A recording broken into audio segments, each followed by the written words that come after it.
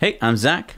And I'm Jesse. And you're watching Tesla Time News, Episode 85 on Now You Know.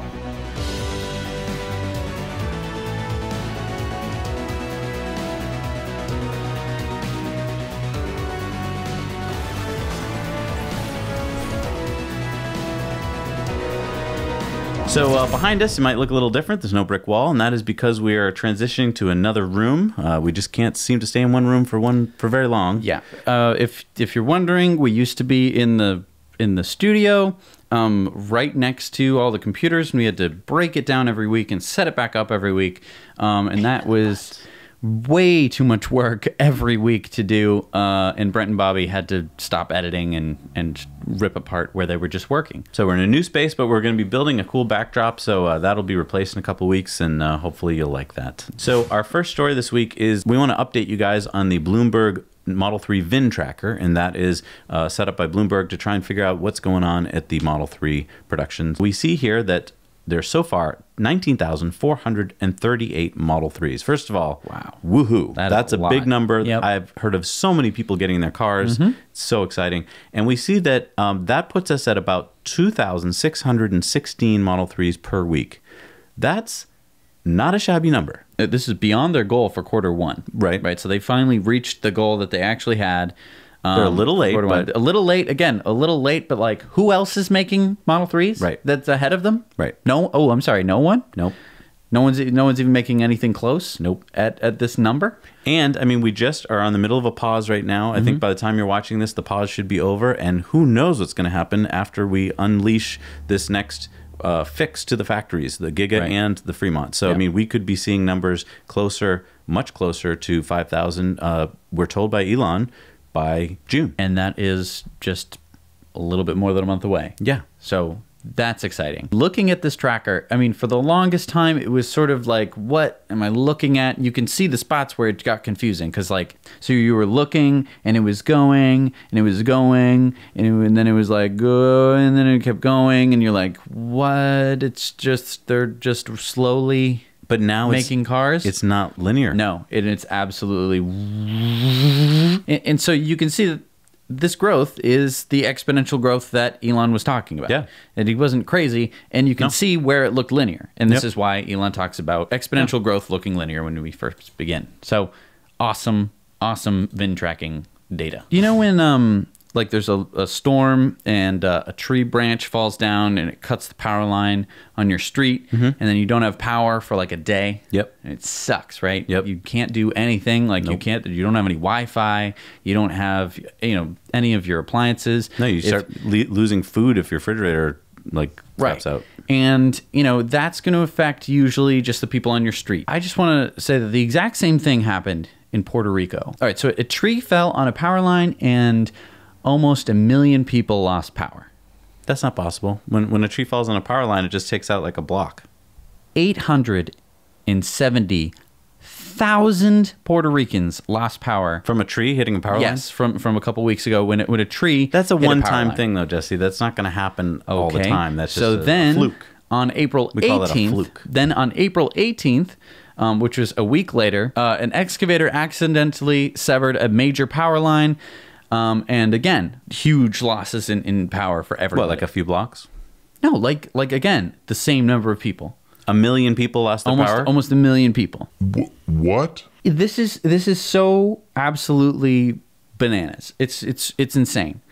I thought they were rebuilding the power on Puerto Rico. They're building it in exactly the way that it was built and exactly the reason why it failed. Why are they rebuilding it the same way? Why don't they rebuild it in a better way? I do not know. I do not know. It is insanely frustrating that, something as necessary in our modern society as a power grid, it's something that we all can't live without. When you lose your power and when 1 million other people lose their power, nothing can take place. Nothing happens. I mean, business stops. I'm pretty sure that most of us in America and maybe the rest of the world, I don't know how terrible your grids are in the rest of the world, but when we get hit with a big storm in America, especially New England, we've had ice storms where we've lost power for over a week, and it's just like, I feel like you feel like a refugee after day 2 because you're like, all right, time to go find someone with power and stay with them because we can't live in this house, because we're going to freeze to death, right, and none of our food is going to keep. But you know, there is a little glimmer of hope here. And this comes from a tweet from Elon. Tesla batteries are currently live and delivering power at 662 locations in Puerto Rico. Team is working 24/7 to activate several hundred more. Quietly, without much fanfare. Without any fanfare. I mean, yeah. Tesla has been installing battery and solar systems throughout Puerto Rico and providing power to like really important places that should have power. Yeah, look at this other tweet from Tesla. We currently have over 1,000 Tesla batteries on the ground in Puerto Rico, delivering power at 662 locations. We're working around the clock to quickly build more projects to support the island. So just like you said, at locations like a sanitary sewer power plant, a water pumping station, elderly community building, boys and girls clubs, and over 50 hospitals, right, Tesla has set up these batteries and solar so that they can continue to have power, and they did not lose power during that power outage. This is something that would be pretty amazing if a humanitarian group did. Right. It would, if the Red Cross or, Doctors Without Borders came in and put in a, battery and solar system so that they would have sustainable power as long as the sun came up every morning. Mm-hmm. That would be like, everyone would get up and clap for that. Right. And Tesla has just been doing that. And they are a for-profit company. Right. It's like they have lots of other things to be worried about. Exactly. They are not Ford. They are not Fiat Chrysler. They are not Toyota and BMW. They are this startup electric car company changing the world in every facet of its core. And they have the resources and time and the actual care to put effort into worrying about, Puerto Ricans. But you know what else? If you go to read about these stories or if you watch CNN, you don't hear anything about Tesla. If you hear about Puerto Rico, you almost never hear about all of the work that Tesla is doing. Right. I would really like to hear if you're in Puerto Rico, and I hope you have power. I would love to hear if you have seen or, heard about any of these projects, because that would be super cool. I will totally try and get them to the top of the comment list. I'll do the heart thing, which seems to put all the comments to the top, which is a thing that YouTube did and didn't tell us about. So, and one last thing is, don't forget that a new hurricane season is going to be upon us in just about a month and a half. So if we don't get this fixed, Puerto Rico's going to probably get hit again. If one tree can take out 1 million people's power, and if one excavator can destroy their power been without power for months. It's wrong. All right, Jesse, it's time for our segment, Clueless Chairman of the Board. Isn't it usually Clueless CEO or and analyst? Yeah, but this happens to be a chairman of the board. This is Dieter Zitsche, who is the probably saying that wrong, but he's the chairman of the board of Daimler. Been in that position since 2006. Here's a speech he recently gave to all the employees, where he talks about doubling down on diesel. First, we're making every effort to bring more facts and greater objectivity into the discussion of the diesel engine. Second, we're placing our emphasis on innovation rather than driving prohibitions. We advocate technically, practical and financially responsible ways to further reduce the emissions of vehicles that are already owned by our customers. The software updates we have announced for more than 3 million vehicles are an effective and comparatively quick solution. On average, they will reduce the vehicle's nitrous oxide emissions by 25 to 30%. And third, we offer our customers state-of-the-art diesel vehicles. By updating our model range, we will further reduce nitrogen oxide emissions. In the drive system mix of the future, the high-tech diesel engine will not be the problem. It will be a key part of the solution. Yeah, so he said that diesel will be a key part of their solution. It's exciting to hear that they believe in, he believes in things like level 5 autonomy. That's great. That shows that he understands the future of cars. But when he says that diesel will be a key part of the solution, I think that's because he knows that they can't change the way their business operates. Right. They get most of their money from servicing vehicles, and once you go to electric vehicles and you don't need to service them anymore, you lose most of your money. Yeah, and it's just this weird thing. So we went to Europe last week or the week before, and seeing the price of diesel being way lower than the price of gasoline was really interesting, because in the United States it's the opposite, and has been for quite a while. Right. And that just means that people are more willing to buy diesel cars because it means you can get around cheaper, especially when their prices of energy there are so much higher than in the United States. And so I think that a part of it is that he can't say, oh, we're going to get rid of that, because it's what a lot of, like a vast majority practically of people in Europe rely on to get around with. And they don't want to switch to gasoline, and maybe the infrastructure or whatever isn't there for them for EVs, and there's just not enough people talking about EVs that they don't know that that's a viable option to switch to. So I think, how could he say, being the chairman of the board of a company that makes lots of diesel cars, yeah, we're going to stop that.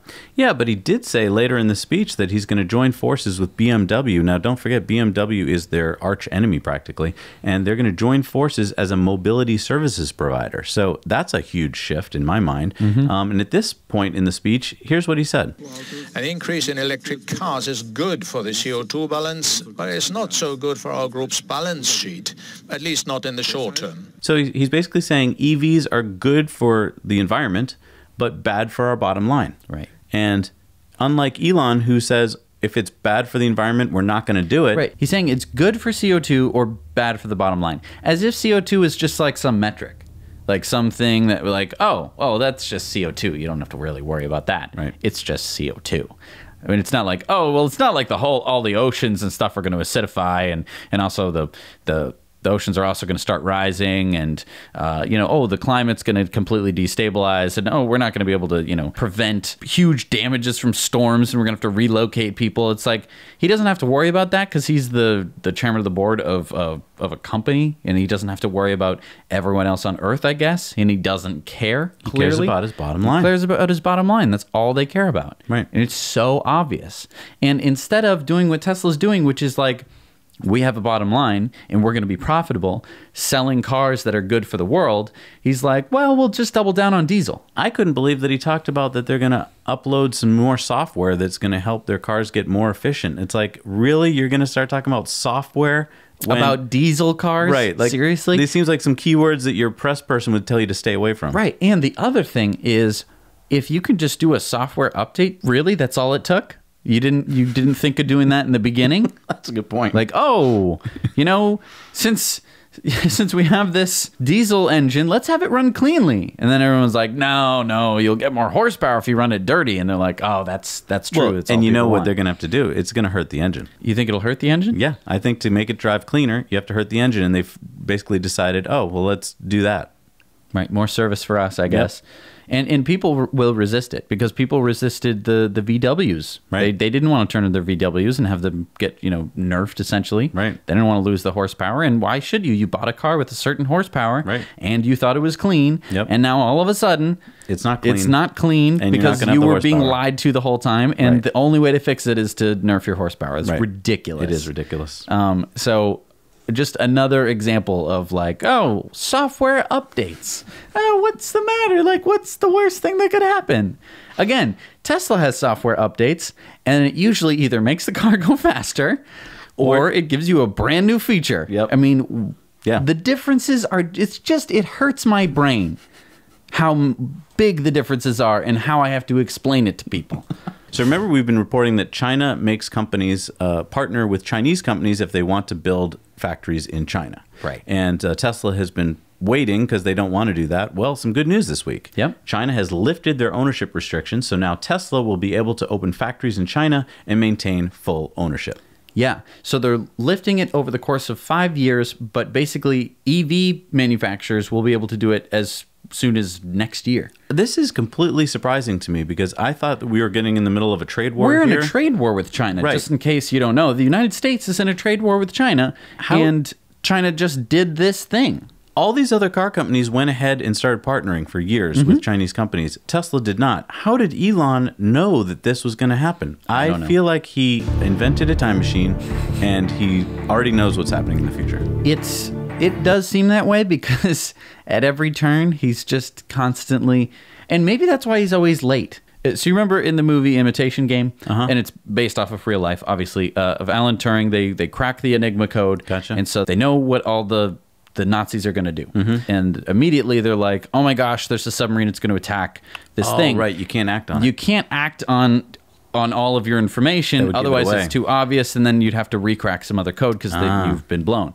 So I feel like Elon went to the future, and he came back, and he knows what's going to happen, but he's got to screw up every now and then. He has to screw up all sorts of things and be as uncredible as possible, just so that way he can. That would explain the production ramp. ramp. Explain it? Aha! Aha! You heard it here first, folks. But I mean, this is great news. Yeah. This is because don't forget, news. there was a 25% tariff if you produce a car outside of China and ship it to China. This will eliminate that. And China is a big market for Tesla. It's kind of big. I mean, it's a big market in general for everything. Yeah. And they're dying for electric cars. They're dying for electric cars because they're dying. Yep. So we just got back from Scandinavia, where we visited this car company in Sweden called Uniti. Heard of it? Mm-hmm. And, well, let's just tease this. I'm here at the Uniti headquarters, I guess we could say, in Lund, Sweden, with CEO Lewis Horn. I'm so fortunate that you have a few minutes to talk to me about this beautiful car that I got to sit in. I guess the first question is, because if I didn't get any other question, I have to ask this one. Our viewers want to know, is there any chance that this car could ever come to the United States? All right, Jesse. I think he's distracted. Yeah, he's distracted. He's already in.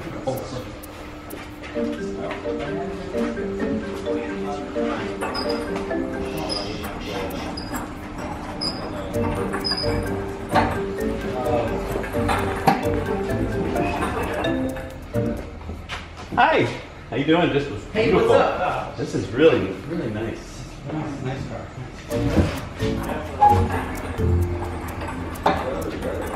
So that episode's coming out tomorrow.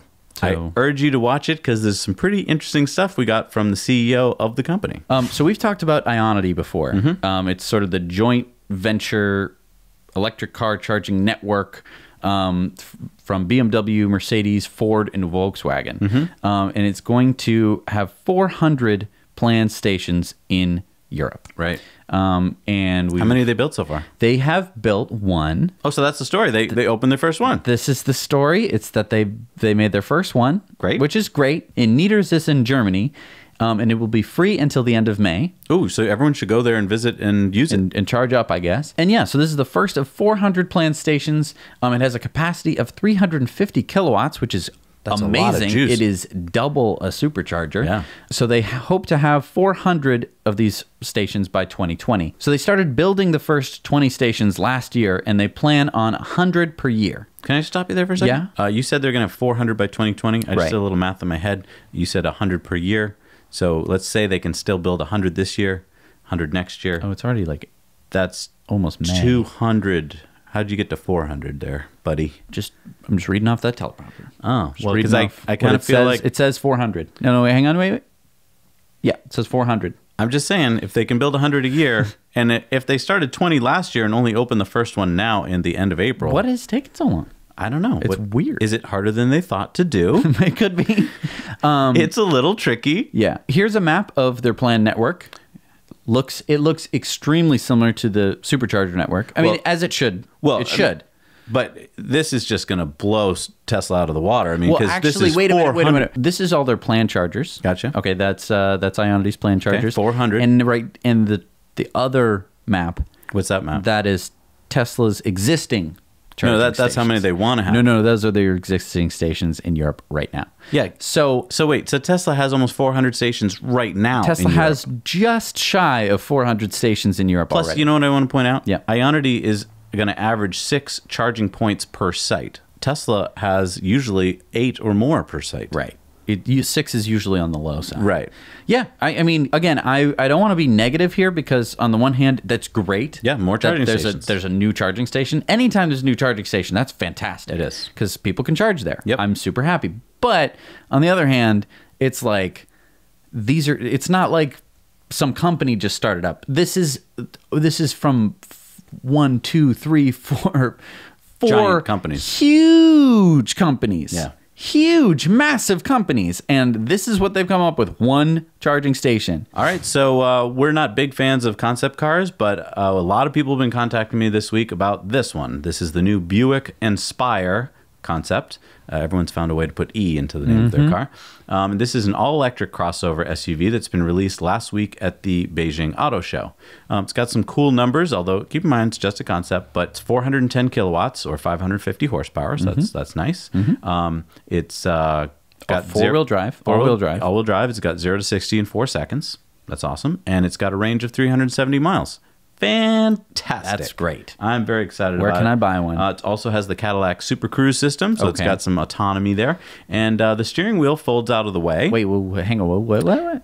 Oh, well, that steering wheel, pesky steering wheel gets in your way. You got to fold it out of the way. If we're talking about the same Super Cruise system, it shouldn't fold out of the way because you need to be able to, like, grab it. It's like level 2 autonomy. Oh, well, this is going to be better than that. So this is... Also, auto parks.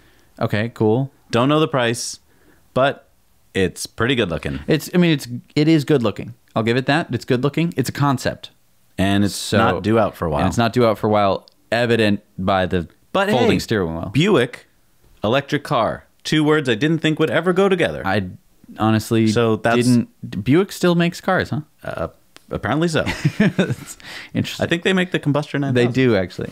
All right, it's time for the lightning round. The Model Y, we now have a targeted date, we hear, of November 2019. Where do we get that date from? That is coming from some leaked information from some suppliers of Teslas. So basically, they're going to need to make sure that their supply lines are ready for November 2019, which means that probably Model Y is going to be ready around then. There's been a change to the Tesla referral program. So normally they wait till one runs out before they mention the new one, but they've just told us that the new one is going to be running from the beginning of May until July 15th. And it's going to include, of course, free supercharging for life for Model S and X. So feel free to use our referral code. It's down below if you need it. And don't forget that if you use our referral code, we come out and meet you in the Tesla Roadster for a drive. The one that goes 0 to 60 in 1.9 seconds. You can experience that. Let's talk about the Model 3, which just had a software update. They just added the chill mode. And here's some footage of our very own Model 3 getting the chill mode.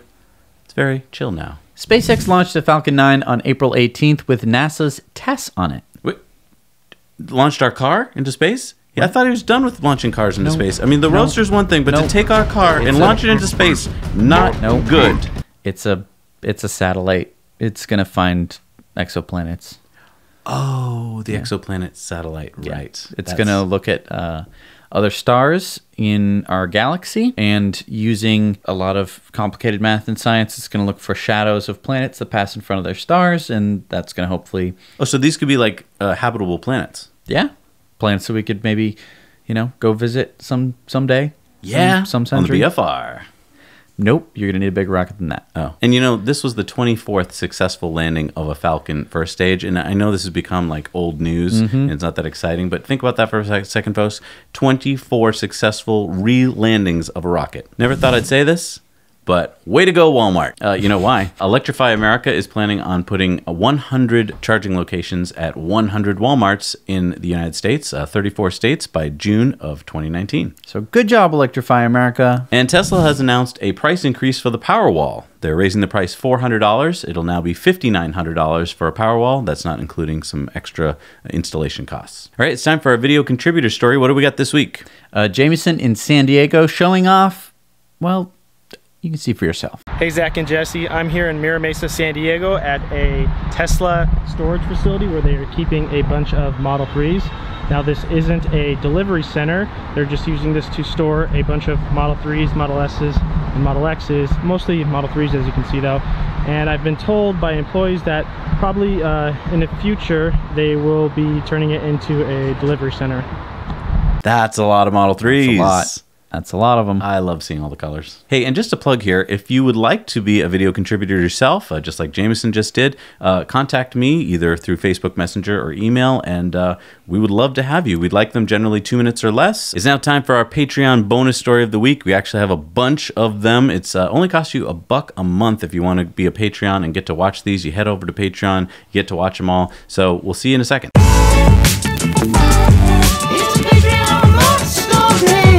All right, we're back from our Patreon bonus story, and every week we like to shout out to some of our patrons, and they are kind enough to let us butcher their names by accident all the time, so I just want to give a special shout out to Kevin.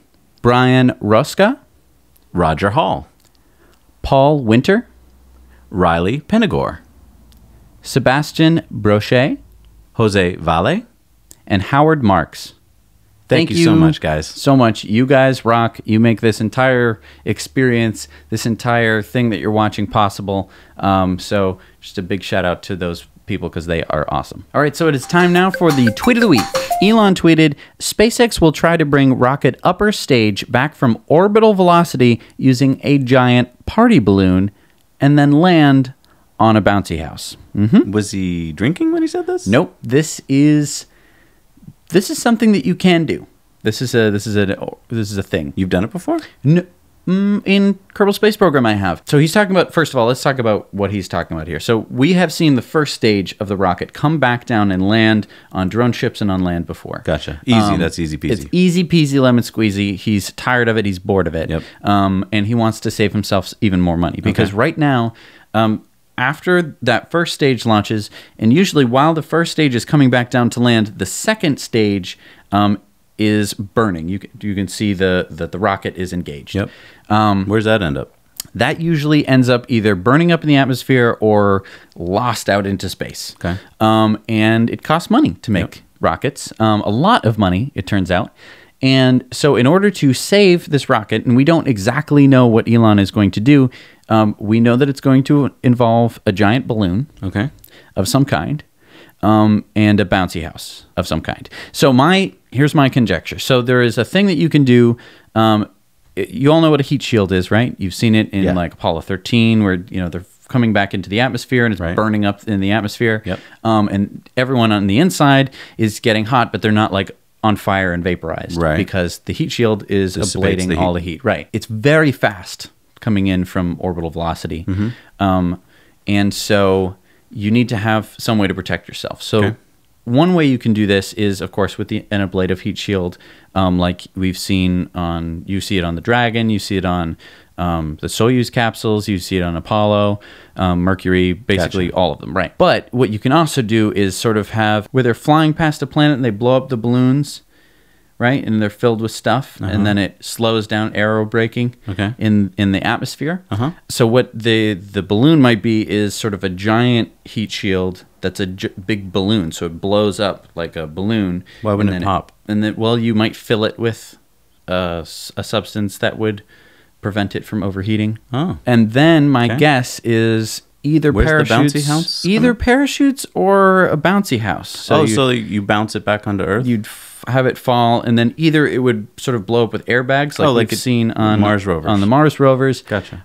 Or maybe it would land in a bouncy house. It's time now for community mail time. Community mail time. We got a bunch of cool things here. All right.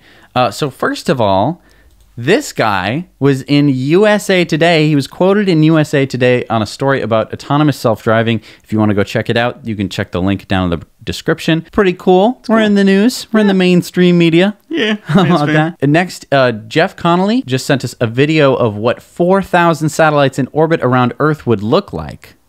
And, he mentioned it would be hilarious if Elon was able to make all of his satellites, because this is what Starlink will look like.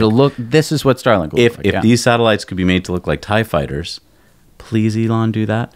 Wouldn't that be hilarious? It would look like the Earth is being attacked by 4,000 TIE fighters. Or just being protected.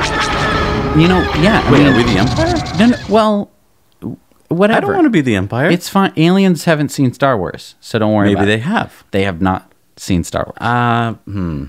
Maybe I take that back. Maybe they shouldn't be TIE fighters. Maybe they should be X-Wing fighters. Well, whatever. Just have... Maybe half of them TIE fighters and half of them X-Wing fighters. Here's what I'm saying. Make them look scary. That way when the aliens come to show up, they're going to look at them and be like, uh-oh. They're going to be like, oh, scare no. away the aliens? If they're bad aliens... Yeah, but what if they're good aliens? Well, then they know that we're, that they should contact us first. Call us How first. do they know that? Good aliens know that? I feel like you got to play it smart. I mean, I'm going to rethink this whole thing. They'd find the first one and they'd be like, it looks scary, but it's actually just a communication satellite. I hadn't been thinking about the alien aspect. I had just been thinking about the fun aspect. If you had a bunch of TIE fighters and they had seen Star Wars, they would have thought that had actually happened. That's true. I mean, because it literally says this happened in a galaxy far, far away in a time long, they would have thought ago. they found it. They would have thought that we were the descendants of Princess Leia. That went deep. That's only if they saw the sequels. I mean, if they hadn't seen the sequels, which hopefully they haven't. This is a petition that you can sign to help set up charging stations at Costco's. So they've already received over 13,000 signatures. I guess they needed 14,000. I don't know where that number came from. But if you will go sign it, we can push them over the top and get to the 14,000 signatures necessary to get EV chargers at Costco locations. Do you need to show your Costco card? Maybe. To sign it? Oh, no, I don't think so. I signed it without it. Oh, well, yeah. Then there you Then go. go sign it. Okay, go ahead. Our friend Russell sent us these pictures of the new Tesla service vehicles that are going online in Illinois. So these are basically recycled Model S's that are going to now be Rangers that are going to go out and help service other Teslas. These are reused. Not recycled. Well, it's kind of recycling. No, it's reuse, reduce. Well, it's actually reduce, reuse, recycle. Right. Public service announcement. Thank you. You're welcome, everybody. All right, so look what we got from our friend from Maria in Denmark, Jesse. Drugs. Yep, she sent us some drugs. No, actually, these are not drugs. Guess what this is? These are range anxiety pills. Oh, really? Yeah. Do they work? I don't know. These are specifically for you because you drive a Nissan Leaf and you have range anxiety. Yeah. That's good. Yeah, because I mean, I only have like 30 miles in the battery right now. So let's see if you start getting more relaxed. Oh, it's minty. Am I supposed to swallow this? No, I think you're supposed to just suck on it. This is all in Danish. Yeah. Thank you. Do you feel less anxious? Yeah, a little bit. All right. They must work. Thank you. I want to give a plug to our friend on the TESS Currant YouTube channel. Very small, new channel that just started up. He's only got 4 or 5 episodes, but he's coming out with a weekly news show about Tesla and other EV things and sustainable things. Sound familiar? Yep, and it's in French. It's in French, so I can't understand a word of it, but it seems really awesome, and I'd love all of our French-speaking viewers to go there and subscribe and give him a listen, because I think he's doing a great job. Yeah, I'm actually going to watch all of his episodes just so that hopefully he'll say the word cheese in French, because I know that one. Fromage. All right, every week we like to go through our Patreon viewer comments and pull one out that's pretty awesome, and this week we had posted a question about how can we get people in the world to understand that. Well, let me go back a little bit. Yeah. We went to Denmark. We met this riverboat captain, and he was not a captain. His boat did not sail once every 10 years. Once every 10 years, you're not a captain. All right. Well, he's a riverboat owner, and we were talking about how we got around Denmark in a Tesla, and he said, Tesla, that's a coal-powered machine. And I did a little research, and I looked up that Denmark is currently 55% renewable energy, so not really a coal-powered machine. Right. It's mainly renewable-powered. But this brought up a question. How do I convince people out there that Teslas and other EVs are not just coal-powered machines? And so anyway, Ruben got back to us with a really good answer. He said, Electricity Map, and we're going to give the link down below, is also a good source. So they're currently on 55% renewable energy. So I've used it directly in discussions like, oh yeah, so dirty blah, blah, blah. I open up the app and I show them the numbers. The app can also show the specific CO2 emissions per kilowatt hour, which you can then use to do some quick math. The other thing nobody seems to understand, where do you want to live? Do you care about living next to a nuclear power plant, living next to a coal power plant? Nobody would like to live there. If such a thing would be planned next to your house, you would riot. But a dirty ice car passing your house twice a second seems to bother nobody. This is a really good point. I mean, yes, let's pretend that we're in some terrible, weird, far-flung dystopia where there are no gasoline-powered cars. It's only electric cars, but we only run on coal. Okay. That would be bad. It would be. But you could put let's say we all lived on one side of the planet. You could put the coal plants on the other side of the planet, and while it would completely destroy our entire ecosystem and environment because of CO2 emissions, a lot of the fine particulate would take quite a while to get to us. Good point. Right? Whereas, on the other hand, in a world, and this is the other opposite dystopian universe where everyone drives a gas car, all of those particulate emissions are concentrated wherever people are driving vehicles. Right. Which is where people are. Which is usually where more people are. So this is a really good point. It's a really good trade-off of like, okay, maybe in this particular part of the world, it's all coal power. Right. And maybe you're plugging into that. But Teslas are more efficient, so they're going to be using less actual energy than a gas-powered car would. And that particulate matter's not in your face. Exactly. Yes. All right, it's time for our Supercharger video reviews, and these are sent in to us and put onto our website by people from all around the world. Let's go check them out. G'day, Zach and Jesse and the Now You Know crew, as well as all the viewers out there. My name is Stephen, and I'd like to show you the first Tesla supercharger station to appear in Western Australia. So here we have a 6-stall charging station situated right next to a Hungry Jack's, which is our version of Burger King, located in the Eaton Fair Shopping Centre car park, Bunbury, Western Australia. It's about an hour and 45 minutes drive, give or take with traffic, south of Perth, the main capital of WA, 165 kilometres or about 102 miles distance. A great Sunday drive if I do say so myself. I'd rate it 8 out of 10. Keep up the fantastic work, mates. I look forward to your future content with great excitement. Hi Zach and Jesse, this is Gary in Tsawwassen, sunny Tsawwassen in British Columbia, just south of Vancouver. I'm at the newly opened supercharger station. There are 12 slots here, one of them being used. This is right in the parking lot of Tsawwassen Mills Mall, so there's lots of shopping and restaurants here. It's also very handy to the Tsawwassen ferry terminal for drivers going to Victoria or coming from Victoria on Vancouver Island, and very close to the Tsawwassen town center as well. So great location on a beautiful day. There you go, Zach and Jesse. Hey, Zach and Jesse. I'm here in Melide, Ticino, Switzerland, with the very new supercharger which is being installed right now. It's gonna be finished soon, I guess. And if you look around here, you have behind me, you can see some restaurants, and the supercharger is very close to the highway. The highway exit is just behind me here, so a very good location for the future Model 3s. Hey, Zach and Jesse. We're here at the Scottsdale Mall quarters in Scottsdale, Arizona. It is a 16-stall installation with the new urban superchargers.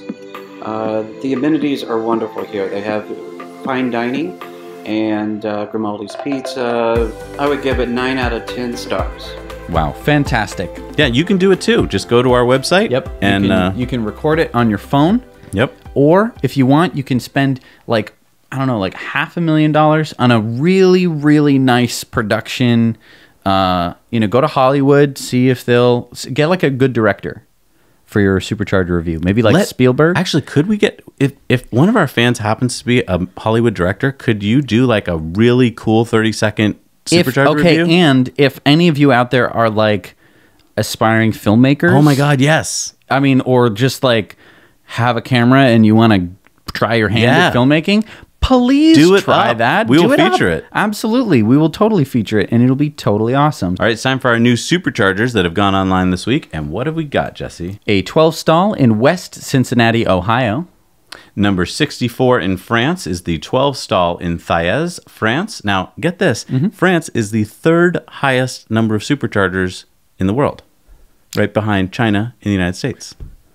Like per capita? No, the country. Just the number of superchargers. 64. But it's a France. really small country. I mean, it's a big country. Okay, compared to the United States and China, it's a small country. Yeah, but it's got 64 superchargers. That's amazing. It's number 3. Number 393 in Europe. Number 28 in Sweden, which is the 9th highest in superchargers. Cool. The 10-stall in Stockholm Arlanda Airport, Sweden. We were just there. The 12-stall, which is an urban charger, 72 kilowatts, in Dallas, Texas. The 10-stall in South Lake, Texas. Number 500 is the 10-stall in Glenview, Illinois. Number 1,226 in the world is the 12-stall in Hadley, Massachusetts. That's really close to us. We're going to have to go check it out. How is that the closest one to us in the world? No. No. But it's not far. It's not that far. Maybe we'll beat you to it and do a supercharger review there. Hey, you never know. Maybe you'll see us there. All right, thank you so much for watching this episode of Tesla Time News, everybody. We do this show every week. For those of you who are new to this show, welcome. You can hit the subscribe button, and then YouTube will know to sometimes give you notifications about some of our new videos. If you want to see all of our new videos, you hit the bell button. If you liked this video, you hit the like button, and then apparently that goes into some kind of algorithm. And if you want to support us, you can go to Patreon and become a Patreon supporter, where you get for as little as $1 a month to see all of our Patreon bonus stories, and we have other cool perks. So head on over there and help us out, because we want to get the Tesla semi-truck and drive it to your house. Thanks so much for watching, everybody. Now you know.